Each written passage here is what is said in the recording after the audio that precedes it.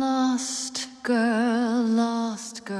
I know I'm not a lost girl, but this is all new, and I don't know what to do.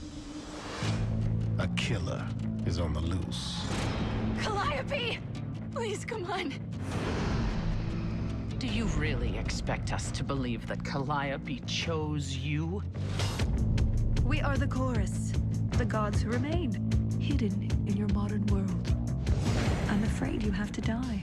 This isn't justice. I can prove myself. Everybody can feel the agony that's hidden there. Everybody can see the shallow grave we're digging here. Everybody, should we endure? Should we interfere? Everybody, should I be part of this or disappear? Everybody wants to see you fall in love. You can make us sing, but the song will always be ours.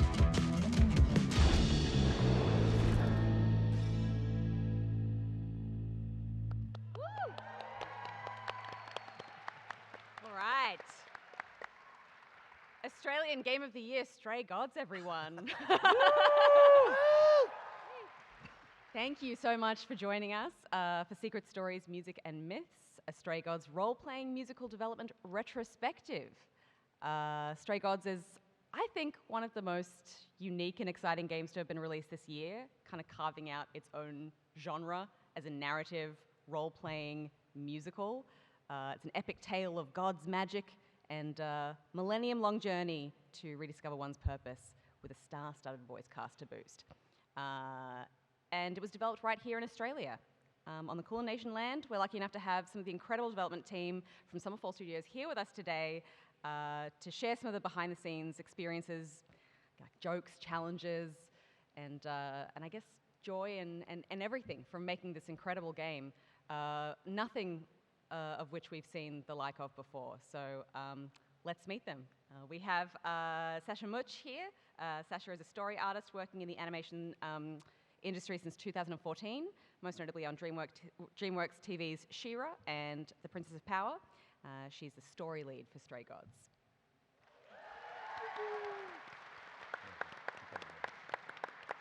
We've got Benjamin E.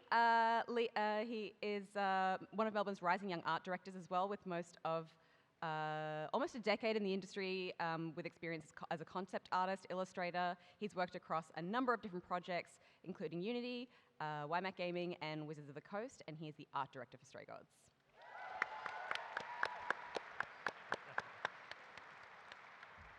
Down the end, we've got Liam Esler. He is an experienced games entrepreneur, writer, and producer. He's worked as a producer and writer with some of the biggest brands in gaming, such as Beamdog, Obsidian, Pickpock, Surprise Attack Games, and he is the managing director and co-founder of Summerfall Studios.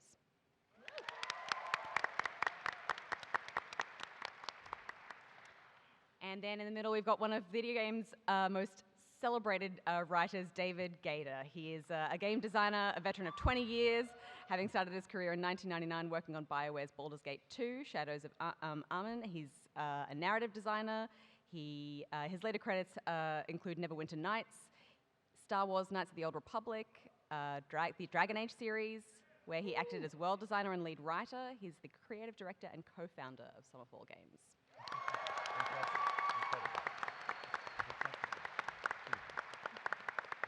Just a few fans. Welcome, you guys.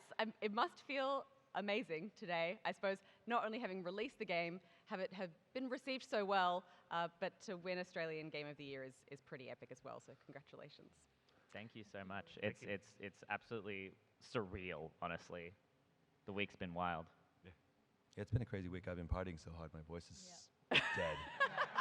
We had our launch party last night, so we're very tired. All very hungover, a little bit. But we're so excited to be here, Thank you so much. Well, it's a very it's an awesome panel because we're going to be able to hear some of the behind-the-scenes experiences and stories of how this game came to be. Because even just the few little anecdotes I've heard of, I guess, how it was pulled together even from the start is quite incredible. Because it seems like a crazy idea that I would think wouldn't work. If I'm honest, if someone pitched it to me, I don't think I could make sense of it in my head. So I'm curious to know how you pitched it and how someone said, sure. Liam, do we want to start with you maybe?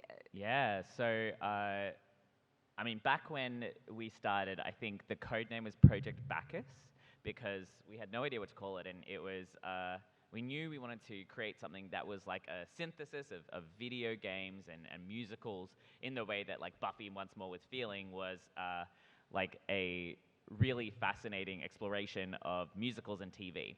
And so we were taking that to games publishers, and they were like, that's cool. How does it work? Like, what? And we would try to explain, oh, well, it's like dialogue, but song, and like, and there's Greek gods, and there's mythology, and there's all this stuff, and they would look at us and like we were insane people. Yeah. What does the player do? Can I get, who's seen the Buffy musical episode, Once More with Feeling? Yeah, fair few of you. Because there was instantly a connection that I made when I was playing Stray Gods. I was like, this is giving me a similar kind of vibe. Yeah. So you took that inspiration, but you had to kind of convince. Well, I think the main people. inspiration from the Buffy episode was that the music wasn't just a metaphor for expressing their feelings. All the characters were singing and aware that they were singing, like it was part of the event, and it was diegetic. So I think that was the main part of Buffy that we took as the inspiration. But when you're talking to a bunch of publishers, and you start off and you're like, have you seen Buffy Once More with Feeling? And they're like, no. You're like, well, this suddenly becomes a little bit more awkward. Yeah, I feel like there's so much plot that's delivered through song in that episode as well, which is what people maybe don't realize when they think back on it. But it's, I would say, one of the most pivotal episodes in the story. And that's a tough thing to do. Often in musicals, there'll be dialogue, then somebody will say their feelings, and then they'll sing about their feelings, and then they'll continue to speak after that. But you're sort of presenting the challenge of telling a story through song, and not only having the players play out different story options, but have that change the direction that the music goes. 100%. And like, it was, what a challenge that was to work out too. Yeah. So what was the conversation that, I suppose, kicked it all off? Well, Do you want to take this one? what year was it that we got together to talk about whether we would form a studio? I think, because we met in 2015. 2015. And I think that we talked about the studio at the Game Developers Conference in San Francisco in March of 2017. Yes. And then it was actually Melbourne International Games Week 2017, where we, on like, I think the Thursday, talked about... I forgot to mention we're going to have Sasha and Ben are going to be live drawing some of these anecdotes as well, so you'll have a visual representation of what's happening. Actually, it's the reverse. It was the reverse of this. Because when Liam and I started talking about...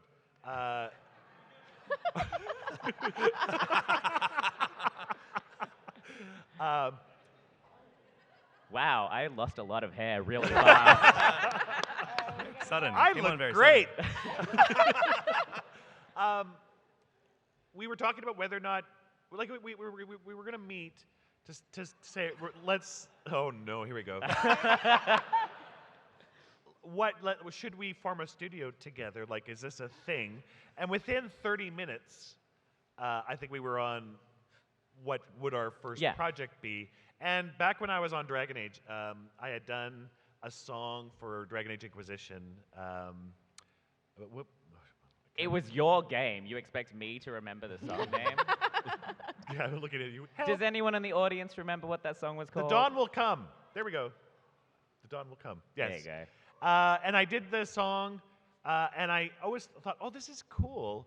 What if we made it so that you made choices during the song? And I pitched a musical DLC to my creative director, Mike Laidlaw, and he immediately panicked. I was like, oh yeah, let's have it in the fade, and there's like a demon of revelry, and he's getting the party told to sing, and also all the dialogue is actually sung. And he was dubious, but what happened was that the entire team immediately got very excited, especially the localization team, who it honestly would be most difficult for. They immediately went, yeah, let's do that. And so he panicked. Everybody panicked. They're like, well, okay. If we sell 10 million copies, then we'll consider it. I'm like, that's a no. So it was this leftover, bucket list thing I hadn't checked. So when Liam's like, what kind of game could we do that would be something a little bit different? That if we're an indie, like, how do we get noticed? And I said, what about a musical? Yeah. And I was immediately like, fuck yes. I have a huge musical theater background, and it was such an exciting challenge to be like, okay, like let's create like effectively a new genre. And yeah, the journey all started there. Is that Hawk? Are you drawing? Nice. And at this point, because we have, and correct me if I'm wrong, we have a video of some physical references and stuff. Did you want to jump to the video now? Yeah, let's do it. Yeah, let's have a look at that because I'm keen to see. Oh no. So this was you kind of pitching how it would look. Yeah, we were shooting reference. Yeah. Amazing. There was like passion in your eyes there. Well, we were doing a 3D demo. That was what we initially made, so we thought all the initial publishers we spoke to were like, it has to be 3D, right? Yeah, so we started off with like, okay, it's going to be effectively just a static visual novel with song choices. And then we talked to publishers and they were like, look, if you're going to do something like this, it has to be 3D for us to publish it. And so we were like, okay, and we got a bunch of money, and Vic Screen, who are the Victorian State Agency for Games, TV and Film, put in a bunch of money, and we got some investment, and we came together and we started building this incredible 3D demo. And it took us 6 months, and we were incredibly proud of it. I don't think we've ever talked about this publicly before, but it was really cool, and it had a lot of the seeds of what Stray Gods would become. And publishers were like, love it, very cool. It's too risky for us. And we're like, but you were the ones who told us to make it 3D. And we immediately then had to sort of pivot. Yeah. We've been trying to sell this truly, I say revolutionary, insane idea to publishers, and they just weren't getting it yet. Yeah. So, I mean, that was reference for when we were working on it. And I was playing Persephone, as I do. But demonstrating how I wanted the musical sort of showdown between Persephone and Grace, which is what it centered on, how I wanted that to go. But yeah, we had a whole 3D demo, and then we had to sit down afterwards and figure out, well, if we're not doing a 3D version, we didn't really want to go back to the original idea, which you know how visual novels, they have like, you talk to somebody and a static sort of like a body shot comes on, and then they're in one pose and they're talking and there's text on the screen, and we're like, we don't want to do that either. So that's how we eventually got to the current incarnation. Amazing. And so you're thinking about obviously a musical focused video game, the music being a pretty important part of it. How did you land Austin Wintory? Wow. Okay. Serendipity. So it was serendipity. So I was at Dave and I and Ellie were basically like, right, we're gonna do this thing. We're gonna start a studio. We're gonna make this game, but we know we need a really incredible composer to pull something so difficult off. And so we were throwing around ideas and trying to work it out. We weren't really having a lot of luck. And so we were at the Game Developers Conference in 2018, like a year after we had first started talking about starting a company. And it was the Friday, and a friend of mine who had had a horrible year was like, Liam, can we go and get wasted at lunchtime? And I was like, Sean, absolutely, we can. I have no more meetings. Let's have a great time. And so 6 champagnes in, I get a message on my phone from a friend of mine who says, I'm having lunch with Austin Wintory. I've just mentioned the game that you're working on, and he desperately wants to meet you. And And so I wobble out of the restaurant, make my way off to like where we're gonna meet. And the thing was, I was supposed to get on a plane in about 3 hours. And so Austin and I were desperately texting, trying to like make sure that we could meet. And you know, we saw each other from across the room, and it was immediate romance. And we started talking about this idea, and it turns out he and a friend of his had been talking about this idea of like a video game musical for years.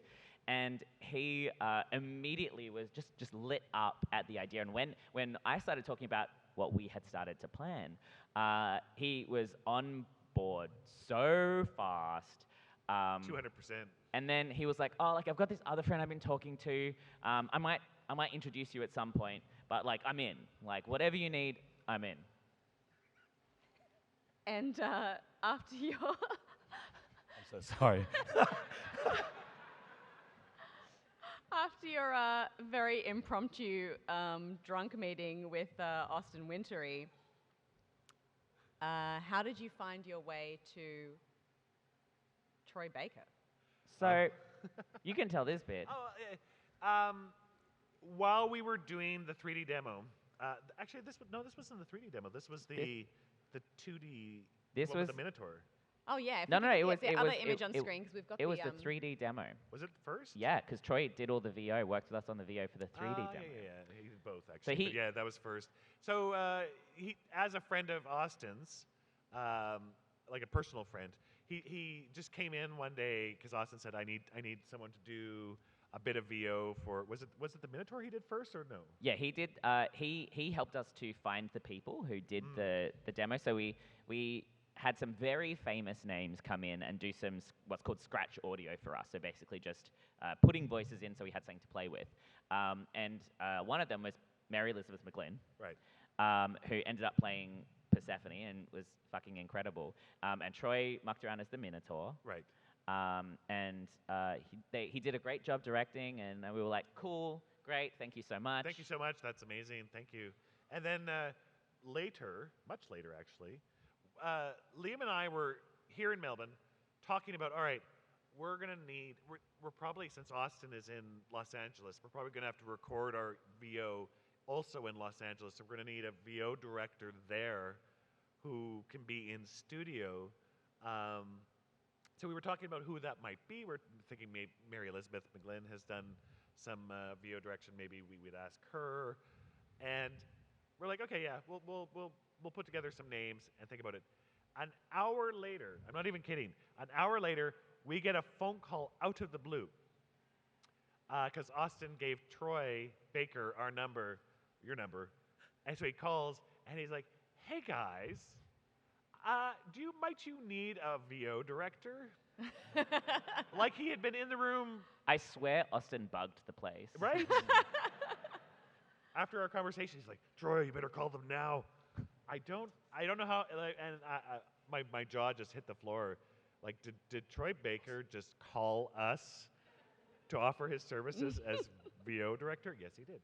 It's interesting because so many of the themes of the game talk about, you know, the ideas around the fates and you know, the choices that we make or whether things are kind of written. And it really does feel like things just came together in a very special way for this game. A lot of people, I think, were holding on to some kind of deep passion or desire to make something like this, and you guys made it happen. So this is it's a real accomplishment. It was the same with the cast, right? Yeah. Like, as soon as we would say, "Oh, we're working on a video game musical," you tell any voice actor that, and they would lose their minds. The number of like very famous voice actors that I spoke to over the course of the project who were like, "Liam, please write me a role. I want to be involved." And we had to be like, "We're so sorry, we've already cast the game." But like the first person to come on board, like formally, was Laura. Yeah. And obviously Laura was a friend of Troy's. Laura Bailey, Harp Sounds. She's absolutely incredible, and yeah, she fell in love with the project in the same way that we did. And I think that that's really evident in her performance. She really put her whole Laurussi into it. Like, it was absolutely incredible. Not to say that. When I was playing it, I remember thinking, like, because I knew it was an Australian dev studio, I knew it was your first game, I was still just trying to wrap my head around how you guys ended up with such an epic cast. Yeah.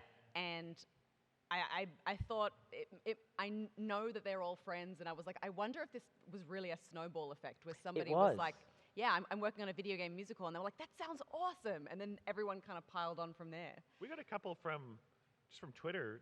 That's how Anthony got involved. He saw it got mentioned on Twitter. Well, what? Is there something I don't know? There may be something you don't know. Secrets among Summerfall. Secrets. Delicious. All right, tell me. How did Anthony get Let me involved? spill Anthony this tea. Rapp So, from Rent, if anyone is a musical theatre yes, nerd. Anthony Rapp, incredible Broadway actor, phenomenal. Troy talked to him. Before the tweet? Before the tweet. It was a setup? It may have been something of a setup. Austin and Troy and I orchestrated a tweet thread where Anthony came across the game. But Anthony was one of the first actual early supporters of the game. How do I not know this? I actually, you did. You just have a terrible memory. Oh.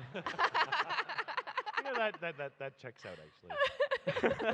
You mentioned as well that you were very intent on casting voice actors who could sing as opposed to casting singers who could act. What was the kind of intention behind, approaching it that way? Because being a musical, obviously the thinking would be that you would go straight to singers first. Yeah, I think we talked a lot early on about how we wanted to present this world, right? And like the music was in world, it was happening, the characters were aware of what was happening, and we wanted to represent that. We were telling a character-driven story, and performance was the key thing that we cared about. And so when we were talking about casting very, very early on, we made that call that we wanted to get people who could give the most heartfelt, gut-wrenching performances over people who could sing beautifully, but maybe couldn't give that same, make you cry.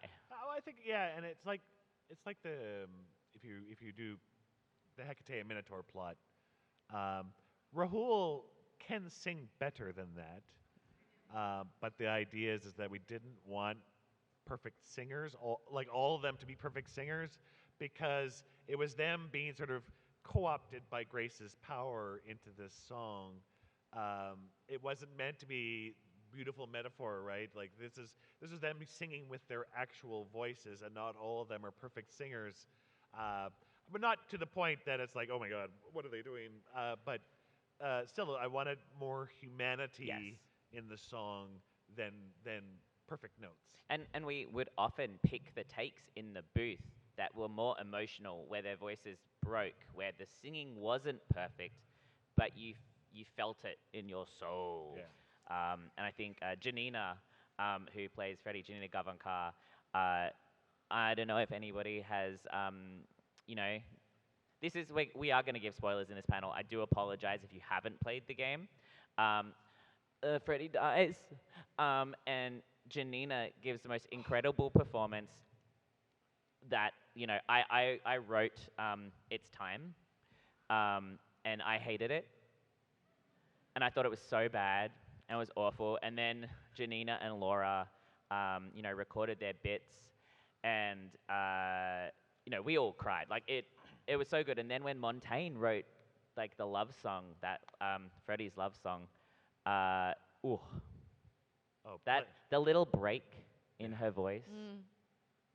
Yeah, the singers, the actors, I always feel that way about whenever I get the VO back for anything I've written, even like for Dragon Age, whatever, before, as soon as we get the VO back, I feel like they elevate the writing. Every time I actually meet one of the voice actors, it's like, oh, but you elevate the writing. They're like, no, I couldn't have done it without the writing. And we're like doing it back and forth, but it's sort of it's a synthesis, right? We make something together that's better than we could have done individually. Yeah. And there's something really just honest about it too, I think, when you have someone who sings beautifully but maybe isn't, a performative singer by trade. And, that going back to the Buffy musical, I'd say that's true of that as well. We're used to seeing those performers act. None of them are really singers. by Anthony Head maybe, and being able to sort of see them really be vulnerable and put themselves out there with their voices. You can hear the earnestness in their voice when they're singing, and I feel like that's true of Stray Gods as well, as moments where the power of someone's voice is not necessarily greater than the emotion and the intention that they're just putting behind it. Exactly. Yeah, really special. And so working, you had some collaborations. You mentioned Montaigne as well. Tripod, who we've seen perform here at PAX many times, and Incredible. yeah. As soon as I started to hear, I think it was I Can Teach You. I can hear Tripod in, particularly in the wordiness of some of those songs and just the structure and form. I still hear the scratch in my head. And it was funny because they have very strong Australian accents. Oh my God, I forgot. And we had to there were numerous times where we were in the booth and we were like, what did he just say? I mean, and then they're like, well, that rhymes, but only if you're saying it in an Australian accent. Yeah. And you'll hear a few times, if you listen very carefully, you can hear Laura imitating pieces of Australian, like unintentionally, like imitating the scratch, which was adorable. It was so good. That's amazing. So how did you, I guess, approach those artists? Were they just immediately like keen to jump on board, or were they a little bit hesitant about the project? I think we only had one person actually turn us down. Yeah, like I think Austin had worked with Tripod before, and when we were talking about, we need some people to come in who have musical theater experience, are amazing lyricists, and understand video games. It's a very small list. Yeah. And so Austin contacted Tripod, and they were immediately on board, and they helped us write a lot of those big songs in the game. And I was just talking to Gatesy last night about The Ritual, which he had the biggest hand in. And we were writing these songs in the middle of COVID. Yeah. We were all in lockdown in our houses. I was off in Canada. And you were in Canada in a house, trapped in a house that you'd half packed up because before the pandemic you were planning to move to Australia. And we wrote all of the songs alone in our houses, and it was traumatic. And I think that that's part of the reason that the songs are so like heart-wrenching. It was very much like a reflection of how we were feeling during lockdown. It was never going to be Disney. No. Well, I'd love to talk a little bit about the story process because, we've had, I guess, a little bit of insight in the past to video games that have very branching narratives and just, how many different outcomes you can possibly have or which choices you make that impact the direction of the story. And then adding a layer of music to that over the top is so complex. Sasha, maybe this is something that you can speak to as well. How did you approach, I suppose, the storytelling, knowing that that was going to be an element, and was there a bit of trial and error involved? Do you want to start? Because I mean, it was tough to put together, mainly because we had no blueprint. We had nobody we could ask how to do this. We had no other game we could look at for the amount of reactivity we wanted to build into the songs. No other game we could look at to see how is this done. So it was a lot of trial and error, and really we didn't quite figure out how to make the songs until we were working on the very last song. And then we still built all the rest, but it was very painful. And then we got to the last song, and we kind of, now we've gotten into our groove. We know how to, because it was getting the lyricist, and then Austin, and then myself, the three of us had to kind of manage it. I had the experience with how branching works, how to maintain a structure of a story even when there is branching. And then Austin, of course, wanted to push the envelope of how to do it musically. And that involved things I hadn't expected. Like if you're going from a red choice to a blue choice, you can't just use the original blue choice, the blue to blue. You have to have a red to blue. So whenever I expected there to be a branch of 3, red, blue, green, it was actually red to red, red to blue, red to green, blue to red, blue to blue, blue to green, like a choice of 9. And then the lyricist comes in and says, well, we also need to maintain the expected structure of a song. So in the first choice, if you get a lyrical hook, like it's "My Time to Shine," we need to hear that throughout the rest. Yes, that is exactly what it's like. We have to hear that throughout the rest of the song. So when we're doing red to red, red to blue, red to green, blue to blue, we're also breaking each one of those down into 3 different versions because we need to hear the lyrical hook no matter which choice you're on. So what was a branch of 3 became a branch of 9, actually in effect became a branch of 27. And then it would go to Sasha. Yeah, it's like, okay, Sasha, we finally recorded the songs. We've got all the nodes in. Here you go. Add the cinematics. Okay, thanks, bye. Yeah, absolutely. That's exactly how it went, and it was all perfect, and nothing wrong happened from that point on. It was definitely a case of like, oh wow, I have only ever done like small musical segments here and there on like kids' TV shows that I used to work on. And even that was like, okay, we really want to focus on choreography, the dance number, it's going to be great. And then I come into this project, and it's very much like, it's a comic book style, so we can't really do too much dancing, we can't really do too much choreography, but we do want it to be visually interesting, and there's also a million different paths that you can go down. It's like, okay, I don't know how to do that. I was very honest, I was like, I don't know, we're going to learn together. And yes, like Dave said, when it came to the visual aspect of it, it was also the same thing of like, I wonder if anybody else has done this. No, not at all. So no real help, like there's a lot of really great GDC talks about cinematics and how to approach cinematics and whatnot, and like a lot to do with like branching narrative, and then I'm just like, okay, but how do I do that with song now? So that was a whole other ball game, and we did it. That's it. Like we did it somehow on an indie budget. That's exactly what it looked like with Dave. Were there some things you had to let go of that you really wanted to include, or maybe visual things that you fell in love with that just didn't work for the format, or the structure, or the way things had to flow with this particular branching musical system? Yeah, absolutely. Like how we wanted to structure, like when I went into storyboarding each song, I always wanted to make sure that the playthrough from start to finish always felt really good, and it had a structure, and you felt like it was all encompassing.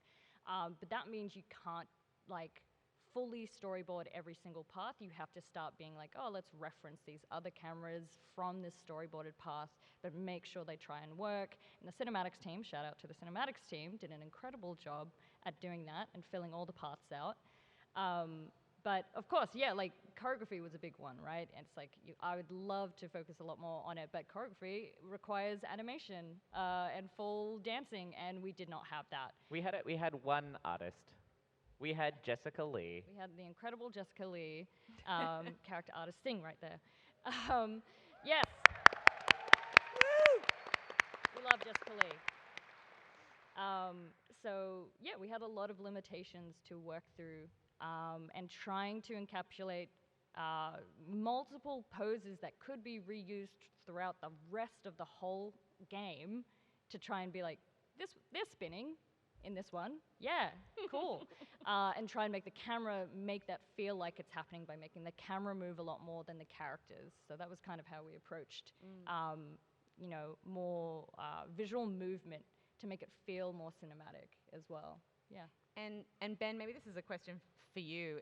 If you're working with limited frames and you have a lot of emotion of a song to convey in sort of limited frames, was it a difficult process to choose which kind of expressions or which moments that you wanted to have the camera hold on, or from an art perspective?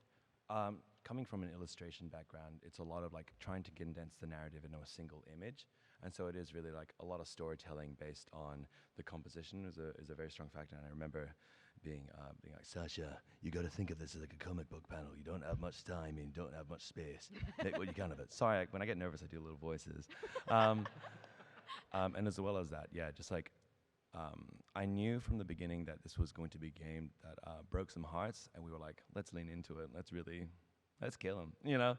And so going to Jessica Lee and just being like, for all the sprites, just like, we really pushed the angles and like, oh no, this is the part where they really are singing their fucking hearts out, you know, they're having a bad time. And so like we pushed and pushed these expressions to be really like, not cartoonish, but exaggerated to be sometimes painful to look at. In a great way, by the way. Did you ever find yourself just wanting to throw more frames in there, just because, like? Yeah, Because that would be my biggest thing. Is I'd be like, we could just add a few more frames in here, just a few, and then all of a sudden you're adding in a lot more frames. Exactly. It's so tempting to be like, oh, we can really push it further if we just added some more frames here, added some more sprites here, really tell the story, you know, leaning from our sort of animatic approach Yeah, just add some more frames. towards some animation vibes, you know. That's when Elizabeth Blythe, our producer, would raise her head like, no, you cannot add more frames. Exactly. Elizabeth Blythe would say, I'll kill you. And I said, I'm so sorry. Okay, I'll avoid doing that. But yeah, production really got on our asses, and for the good, because it's important to ship games, turns out. It's important to launch them and actually, you know. I'd love to know a little bit more about, just before we move on, just with branching narrative and I suppose the structure of the story and that kind of thing, because people really love to kind of break down how much impact it has when you make certain choices that end up in a certain direction. But as far as I understand it, there is still content that people haven't discovered, or not everyone has discovered, despite multiple playthroughs, because there are choices that you can only make if you make certain decisions with a certain grace personality at the start that give you a certain access to a song. I'd like to think that there are some choices that people haven't found, but someone told me recently, a fan, that there's a Discord of people who have played Stray Gods who have put in over 100 hours on a 6-hour game, and I'm like, they probably discovered it. Every now and then, someone will be like, oh my god, I think I cracked it. I think I found a new section.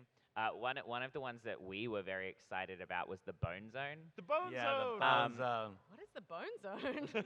Ben, do you want to tell us about the Bone Zone? I think Sasha talked about the Bone Zone. Sasha, tell us about the Bone Zone. Someone It was has your to tell us creation, about the Bone right? Zone. On the Bone Zone. So in addition to the limitations that we had to work with, we didn't want to put too much stress, obviously, on like our environment artists. You know, shout out Taya Godson, incredible artist. Woo! But I was like, but why don't I? So we added a section midway through storyboarding the Challenging a Queen song, where if you really get in depth into what Persephone, like if you're really touching the heart of what, you know, Persephone is really singing about, you go into this new environment that is just a desolate world with a giant rib cage of a skeleton covered in vines and flora kind of thing. And it's a really, that branching song is so obscure. I believe Austin has a video of it on his YouTube, if you do want to see it. And I think there's only about 3 out of, I don't know, the 30 endings. That's probably not true, but the many, many endings. I think it's like 27 something or something like that. There's only like 3 or 4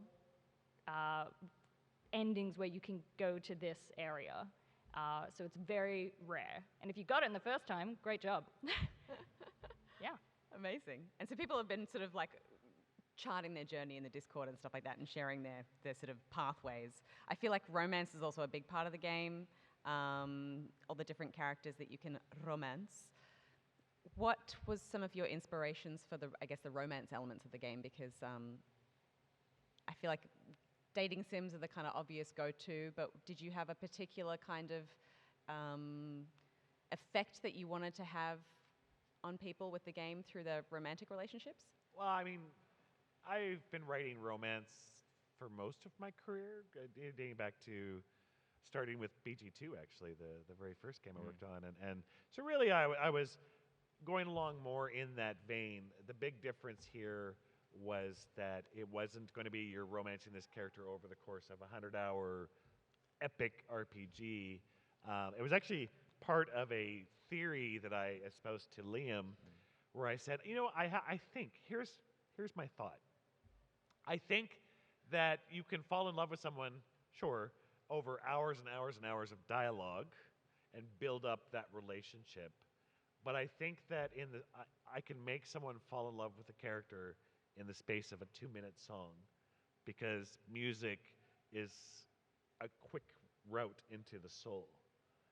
And so that was like, knowing that we had a limited amount of time, can I actually get somebody to care that much for a character when it's basically the most of the relationship is in the span of a couple of songs and a few dialogues, and that was the basis of the challenge. Also, all the previous romances I've ever written, I never had the chance to write lesbian characters myself, and so I finally got the chance, and I wanted to do it justice. Thank you. I think so. I think the takeaway that I'm hearing here is that if you want someone to fall in love with you, you should hire Montaigne to write you a love song. Yeah. It works so well. I think we might have a little bit of that song if we want to just kind of live that moment again, because it is beautiful. I think the first time I heard it, it was. Yes, I think this is the scratch, right? Is this the scratch? Maybe. Do we have that? You're overthinking it.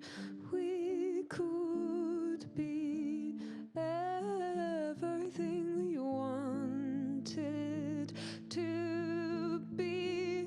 What you don't get is death. I died. You and I are not the same people who you once knew. When we heard that. Montaigne is so good. I remember when Janina first heard that, and she was in the booth just looking disconsolately at the microphone, going like, how the fuck am I going to sing like that? Why don't you just get her to do it? And then she put that incredible performance into the game, which made us all cry. So She had to. I mean, everybody who was doing, even Laura, doing stuff off of Montaigne songs had to sort of adjust it to their performance, because Montaigne does these ethereal like lilts and runs, and they're just so incredible. Yeah.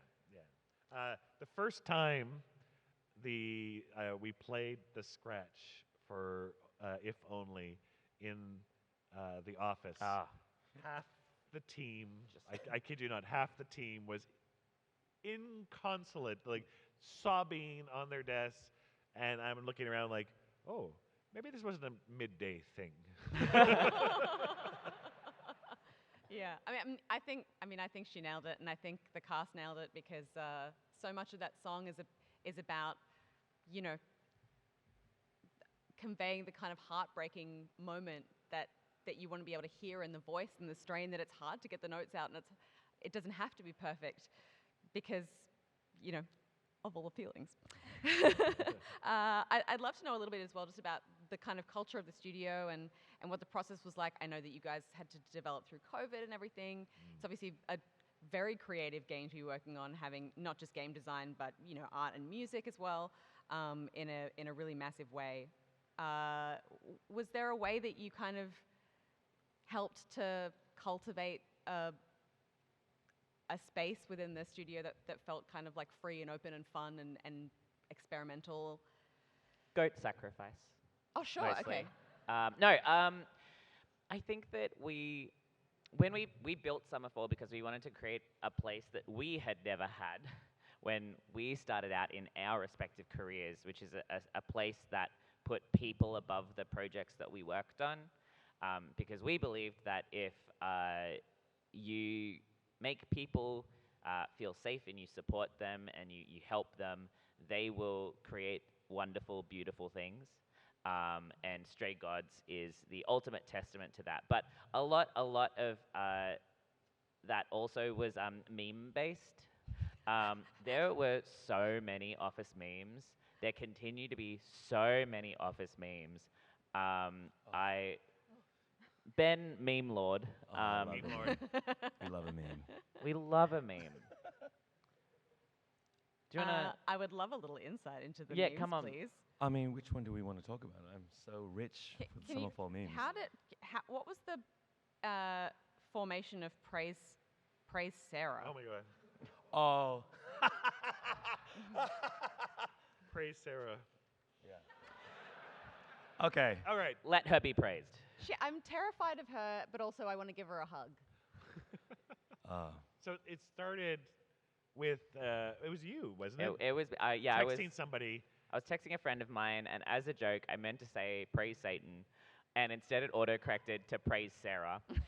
And then I was like, oh, that's really funny, and someone from the team saw it, and they were like, you need to post that to Slack, and so I did, and immediately it became a meme, and Sarah kind of became our patron saint. Yes. Every time we made a decision, and we posted the decision in Slack, the entire team would go, praise Sarah, praise Sarah. You just see it, praise Sarah.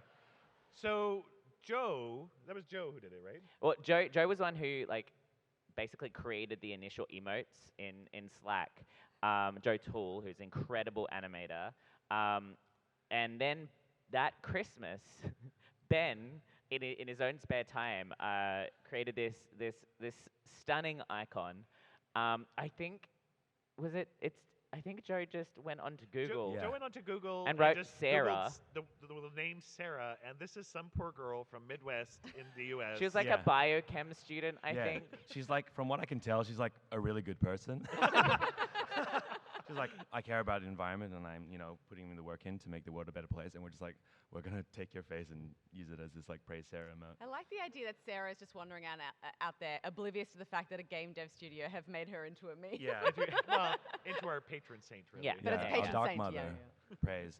Honestly, so I did this as a very funny. I had a little one of my very viral tweets that went out was me making like a meme image, just being like when you spend too much time making a joke image pretty, and that got like a couple of thousand likes and stuff. And I was because of this, I was just like initially I just do it as a fun little thing for a little Christmas gift for the Summerfallians, just be like, hey, praise Sarah.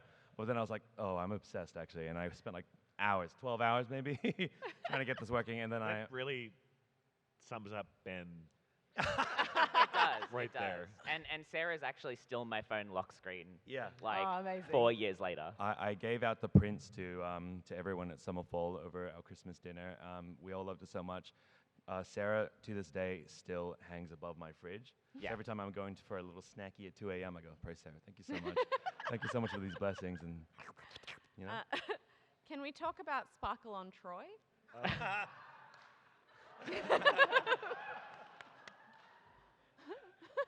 I think this was Lily.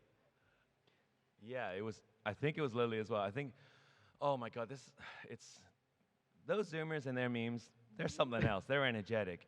Lily Pagalis Jackson. Lily's Pagalis one of our Jackson. incredible Pagalis Jackson. cinematic editors. And I genuinely, I don't know how this happened, but it did. And then every Wednesday, she or Ethan, one of our other cinematic editors who is wonderful, would post this. And then I sent it to Troy. And he was entranced. He loved it. And so when we were over in LA for our Myth and Music event, I was having a great time getting drunk with Anjali. But you were all trying to get Troy to, hang on, do we have a picture of this as well? Of the picture of the picture? So basically we gave it to Troy and we took a photo of Troy holding the picture, and then we got back to the office and immediately they made a meme of, Apollo looking at the picture of Calliope. Oh, yeah.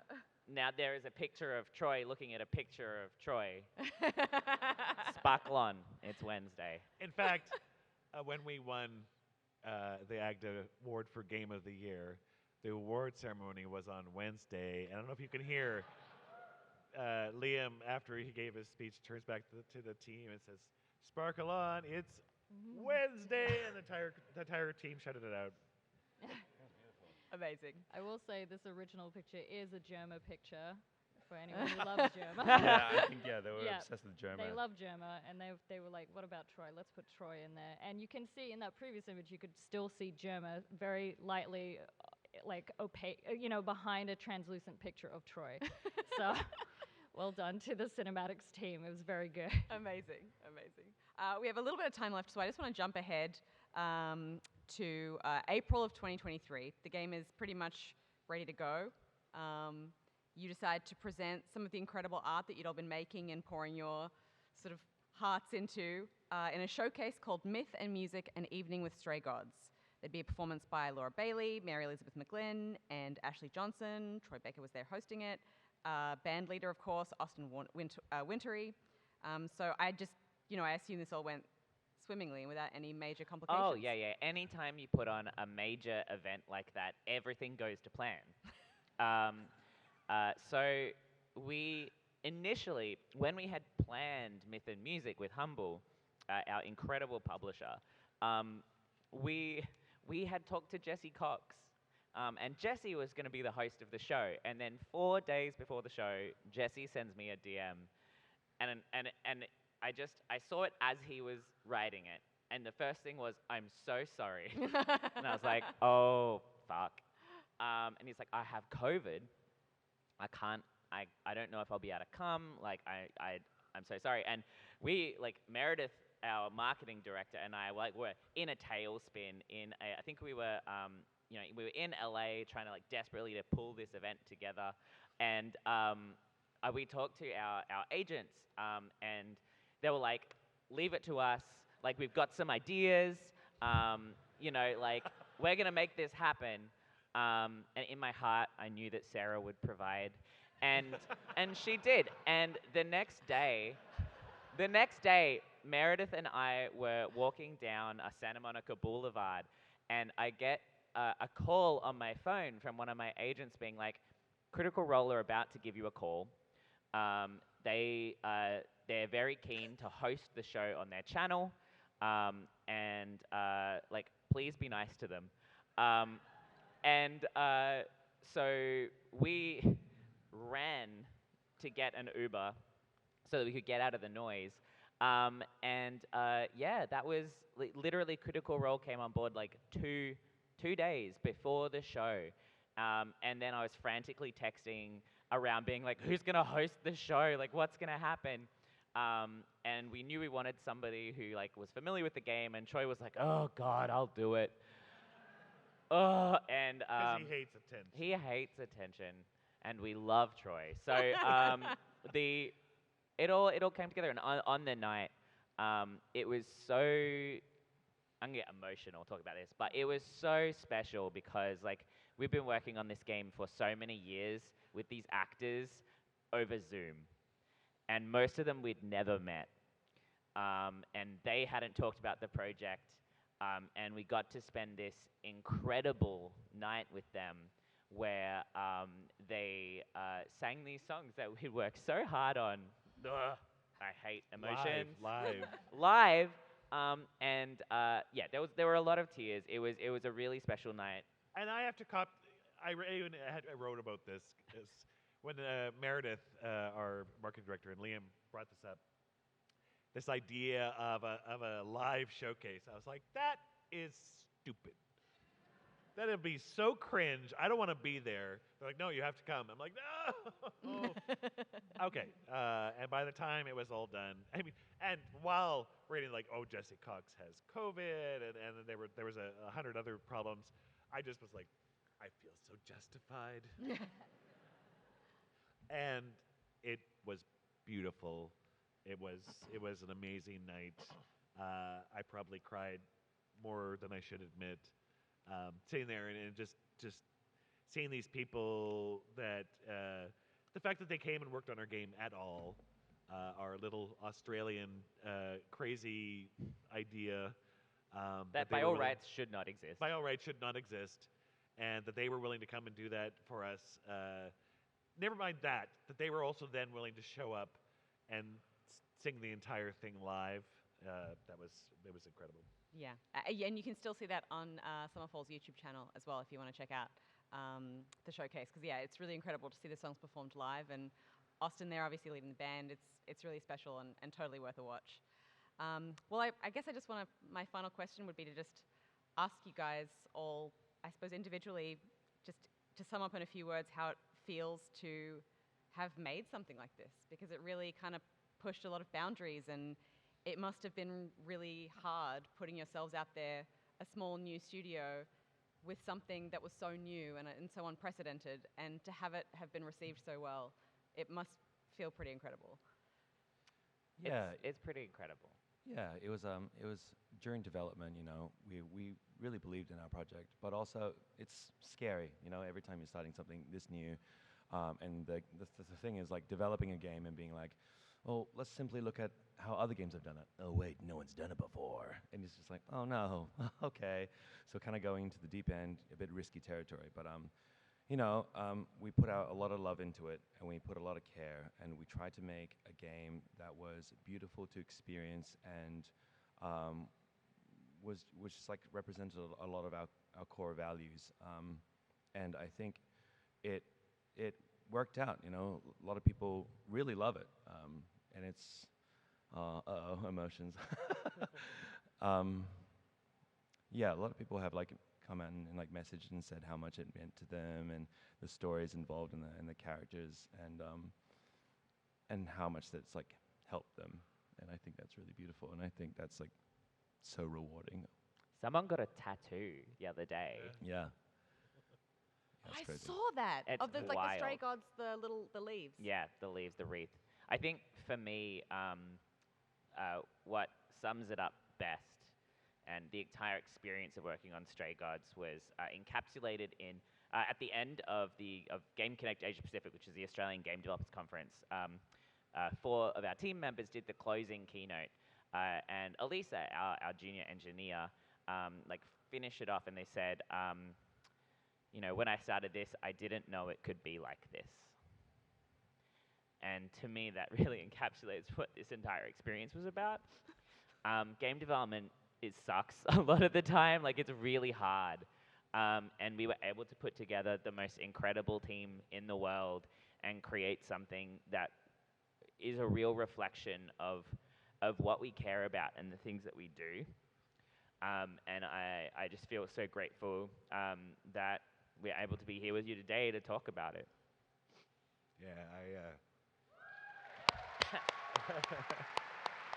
I never cry, so I uprooted my life in Canada, sold my house, left my friends and family behind, to move to a city that I really love. The deaf community here has been so welcoming, and we started building this team. And someone asked me yesterday, they said, oh, so how happy are you with the project? And I said, honestly, I'm happier with the team. and we mean that.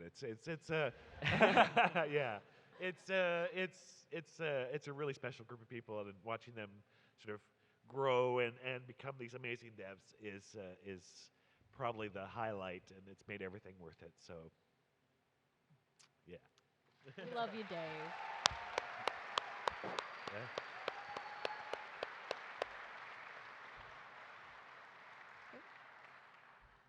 Thank you so much to Sasha Mutch, Benjamin E., Liam Esler, David Gaider, for sharing everything about this Thank you, experience. Oh, thank you. Yeah, thank you. and thanks, Hex. I would love to close out this panel with a group praise Sarah, if you would indulge me. Oh, wait. Let me get it up. Yeah, I'll do a 3, 2, 1. No, you can. There we go. There she is. There she is. Yeah. 2, 1. Praise Sarah! Incredible. Thank you so much, everyone. Enjoy the rest of your PAX, and thank you so much to the team.